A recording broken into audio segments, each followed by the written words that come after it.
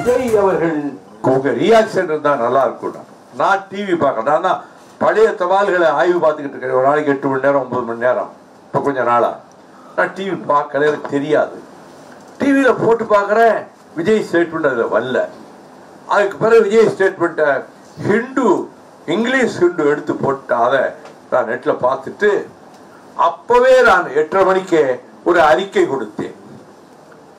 அது கடுமையாக கொடுத்தேன். 41 பேர் செத்து கிடக்காங்க, ஓடியாந்துட்டு திருச்சிலையும் தங்காம ஒரே ஓட்டமா மெட்ராஸுக்கு வந்துட்டு அது பிறகு பக்கமே போகாம அதை பற்றி ஒரு குற்ற உணர்ச்சி இல்லாம வருத்தப்படாம கையில ரூபா இருக்குன்னு சொல்லி நான் நிதி கொடுக்குறேன், எல்லாம் என்னே பார்க்க வாங்க. எங்கேயும் துஷ்டி கேட்க போறவன் இளவு கேட்க போறவன் அந்த வீட்டுல போய் தான் கேட்பானே தவிர அந்த துஷ்டி வீட்டுக்காரன் இளவு வீட்டுக்காரன என் வீட்டுக்கு வாரா இளவு கேட்கிறேன்னு தமிழ்நாடு சரித்திரத்திலேயே யாரும் செய்யாத பித்தலாட்டத்தனம்.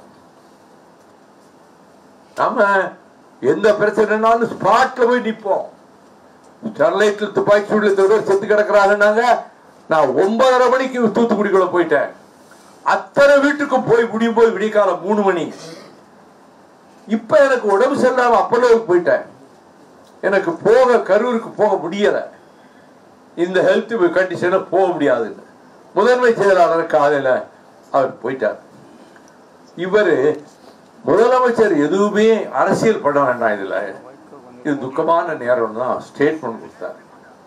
அதுக்கு பிறகு சட்டசபையில கூட விஜயை பற்றி ஒரு பேரையோ அவங்க கட்சி பேரையோ கூட சொல்லல. நிகழ்ச்சி நடத்துறவங்க அதுக்கு பொறுப்பேற்றுக்கிடணும்னு பேசினாரு.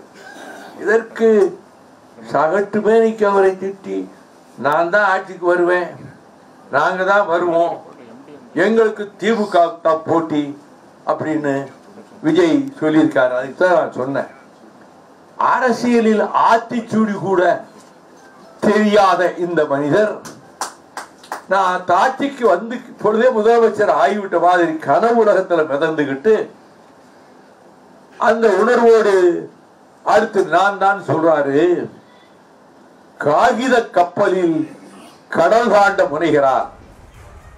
தாவேகாவினுடைய பொதுக்குழுவில் அக்கட்சியினுடைய தலைவர் விஜய் செய்தது புத்தலாட்டம் என வைகோ அவர்கள் கடுமையாக விமர்சித்து பேசியிருக்கிறார். அது தொடர்பான காட்சிகளை பார்த்தோம்.